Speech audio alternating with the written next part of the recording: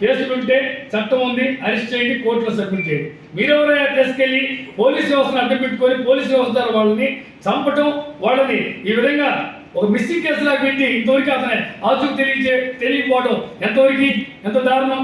అలాగే ఒక గంజా కేసులో ఉన్నారని చెప్పి ఒక ఎస్సీ సామాజిక వర్గం, ముస్లిం సామాజిక కుర్రోళ్ళని వైజాగ్లో కింద పబ్లిక్ చూస్తున్న రోడ్డు మీద పెట్టి కాళ్ళతో తన్ని పెట్టి కళ్ళతో కొట్టారు. ఎంత దుర్మార్గం!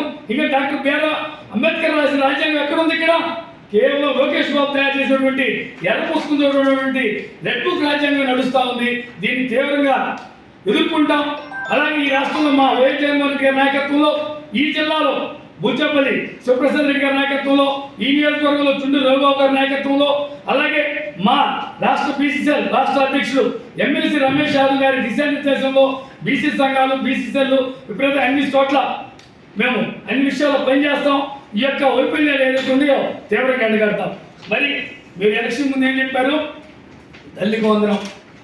ప్రతి ఒక్కరికి ఇంట్లో ఎంతమంది ఉంటే అంతమంది తల్లి వందనం, ఉచిత వస్తువు, ఆడబిడ్డ నిధి, నిరుద్యోగ వృత్తి, ఇన్ని హామీలు చెప్పారు, ఒక్కటి అమలు చేయలేకపోయారు. తల్లికి వందనం ముగ్గురుంటే 45,000, 4 ఉంటే 90,000 అని చెప్పి లోకేష్ బాబు చెప్పాడు. ఎక్కడుంది? ఎక్కడ అమలు చేస్తూ ఉన్నారు? ఇంతవరకు ఇంప్లిమెంట్ జరగట్లా. ఒకసారి ఏదో నామమాత్రం, అది కూడా మా పార్టీ తీవ్రంగా వ్యతిరేకిస్తే కొంత పోరాటం జరిగింది. మరి ఉచిత బస్సు, పేరుకి ఉచిత బస్సు పెట్టారు. ఇప్పుడు ఆ బస్సులకే ముప్పు వచ్చింది, ప్రైవేట్ పరం చేస్తూ ఉంటారు. ఆడబిడ్డ నిధి, ఒక ఇంట్లో ఒక స్త్రీ 18 సంవత్సరాల నిధి ఉంటే 1,500 ఇస్తాం, ఇద్దరుంటే 3,000 ఇస్తాం, ముగ్గురుంటే 4,500 ఇస్తాం అని డబ్బాలు కొట్టారు. ఎక్కడుంది ఆడబిడ్డ నిధి? 2 ఏళ్ళని విజయోత్సవాలు చేసుకోవడం కాదు, దీని మీద తేల్చండి. నిరుద్యోగ వృత్తి 3,000, ఇవాళ 24,000 జరుగుతుంది. వాడికి ఎంత ఇవ్వాలి? మీరు 72,000 ఇవ్వాలి. ఎక్కడుంది వాళ్ళు 72,000? అలాగే బీసీలకు రక్షణ చట్టం ఇస్తామని ఆయన రూపుతారు వస్తా యువగానం చేశారు. అది యువగానం కాదు, మోసపు కాలం. ఇప్పటికి 2 years అవుతా ఉంది. ఎక్కడుంది బీసీ రక్షణ చట్టం? మేము ప్రశ్నిస్తా ఉన్నాం. వైఎస్ఆర్ కాంగ్రెస్ పార్టీ బీసీ తరఫున మీరు బీసీలు మోసం చేశారు, ఇదే 3 years సరిపోతుందని మీరు అనుకుంటా ఉన్నారు. కాదు, బీసీ ప్రజాప్రతినిధిని ఎదుర్కోవడానికి మీరు సిద్ధంగా ఉండండి. ఈ రోజు మనం చూస్తా ఉన్నాం, ఒంగోలు నగరంలో రైతులందరూ ట్రాక్టర్తో ర్యాలీ చేశారు. పొగాకు గిట్టుబాటు లేదు. గత 2 సంవత్సరాలుగా పొగాకు రైతు లాస్ట్ ఇయర్ బ్యాడ్నీకి వచ్చి 2 లక్షలు 3 లక్షలు నచ్చిపోతే ఇప్పుడు బ్యాడ్నీకి వచ్చి 5 లక్షలు నష్టం జరుగుతుంది. తట్టుకోలేక వాళ్ళందరూ ట్రాక్టర్లతోటి సంఘాల ద్వారా నిరసన తెలియజేస్తూ ఉన్నారు. ఇందాక మేము అక్కడ నుండి చూస్తే కొంతమంది రైతులు ఆ ట్రాక్టర్ల టాపుల మీద చంద్రబాబు నాయుడు బొమ్మలు, ఎన్టీ రామారావు బొమ్మలు ఉండి వాళ్ళు మమ్మల్ని చూసి తలా తిప్పుకుంటున్నారు. వాళ్ళంతా కూడా మీకోసం ఒళ్ళంతా ఎరగ తీసుకొని పనిచేశారు ఈ ప్రభుత్వం రావాలని.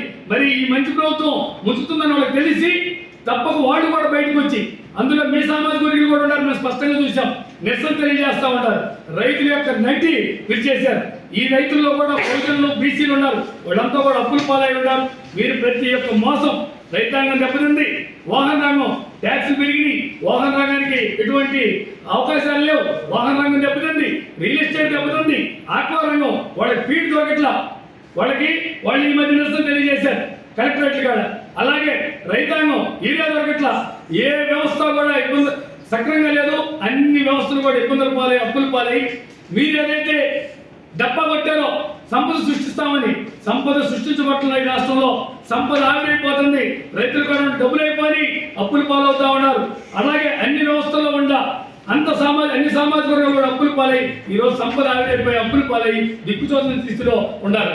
మరి 2019, 2024లో మా గవర్నమెంట్లో మా అధినాయకుడు వైఎస్ జగన్మోహన్ రెడ్డి గారి పాలనలో పెన్షన్గా అన్ని విధాల వాలంటీర్ వ్యవస్థ ద్వారా, సచివాలయ వ్యవస్థ ద్వారా అన్ని పథకాలు, అమ్మఒడి, విద్యా దీవెన, వసతి దీవెన, జగనన్న ఆసరా, చేయూత, జగనన్న ఇళ్ళు అన్ని కూడా ఏర్పాటు చేసి సంక్షేమం దిశగా అందరినీ కూడా ఆర్థికంగా పరిపుష్టి చేసినటువంటి పాలన ఏదైనా ఉందంటే అది 2019, 2024 మధ్యలో జగనన్న సుపరిపాలనే. మరి మీ పాలన అంతా కూడా భ్రష్టు పట్టి ఉంది. ఆయన ఒక విశాఖపట్నంలో జరిగితే నాకు అనుభవం లేదన్నాడు. అనుభవం లేనప్పుడు నీకెందుకు పార్టీ? 15 ఏళ్ళు 20 ఏళ్ళు నువ్వు పార్టీ మద్దతు ఇచ్చినప్పుడు ఆ పార్టీ ఎందుకు విలీనం చేసేయండి? ఏకపక్షంగా మేము చూసిన దాంట్లో విచిత్రం ఏంటంటే ఏకపక్షంగా ఒక పార్టీ జిల్లా పార్టీ సస్పెండ్ చేయడం విచిత్రంగా ఉంది. ఆయన ఒప్పుకున్నాడు, ఆడంతా 20 మంది ఉన్నారు అన్ని గొడవలని. అంటే ఎంత నేతృత్వం కనిపిస్తుందో పవన్ కళ్యాణ్ మనం చూడొచ్చు. మరి అలాంటి పవన్ కళ్యాణ్ ఊగిసిపోయాడు. సుగాలి ప్రీతి అన్నాడు, 30,000 మంది పోయారు అన్నారు. ఏది నువ్వు తెలిసింది? ఇక్కడ గొడవ లేదు కానీ తెలంగాణలో పోయి అక్కడికి పోయి అడవి రచ్చ చేస్తూ ఉన్నాడు. పూర్తిగా దీనికి పవన్ కళ్యాణ్ బాధ్యత వహించాల్సిందే. ఏదైతే చంద్రబాబు నాయుడిని ప్రజలు నమ్మలేదో అతను నమ్మేటట్టుగా చంద్రబాబు నాయుడు చంద్రబాబు నాయుడు నమ్మేటట్టుగా బాధ్యత తీసుకొని పవన్ కళ్యాణ్ ప్రచారం చేశాడు. కంపల్సరీగా దీంట్లో పవన్ కళ్యాణ్ బాధ్యత తీసుకొని వీటన్నిటికీ కూడా బాధ్యుడిగా ఉండాల్సిన ఆవశ్యకత ఉంది. మరి ఈ విధంగా ఈ రాష్ట్రంలో ఈ పాలన అత్యంత దుర్భరంగా ఉంది. ఈ పాలన పని అయిపోయింది. ప్రజా వ్యతిరేకత తట్టుకోలేకనే వీళ్ళంతా కూడా ఈ విధంగా పాటలు పడుతూ ఉన్నారు. కాబట్టి మేము వైఎస్ఆర్ కాంగ్రెస్ పార్టీ బీసీఎల్ తరఫున ఇలాంటి అరెస్టులను, అక్రమ అరెస్టులను కూడా తీవ్రంగా ఖండిస్తున్నాం. ఈ అరెస్టులు మాకేం కొత్త కాదు, మమ్మల్ని ఏం చేయవు. వీటన్నిటి కూడా బెయిల్స్ వస్తాయి. మళ్ళీ ప్రజా పోరాటాల ద్వారా మీ నడ్డు విరుస్తాం. ప్రజా ప్రతిఘటన బీసీ నుంచి కూడా స్టార్ట్ అయింది. మీరు ప్రతిరోజు కూడా కలెక్టరేట్ కాడ ప్రజా ప్రతిఘటన కూడా సిద్ధంగా ఉండాలని కూడా కోరుకుంటూ సెలవు తీసుకున్నాం.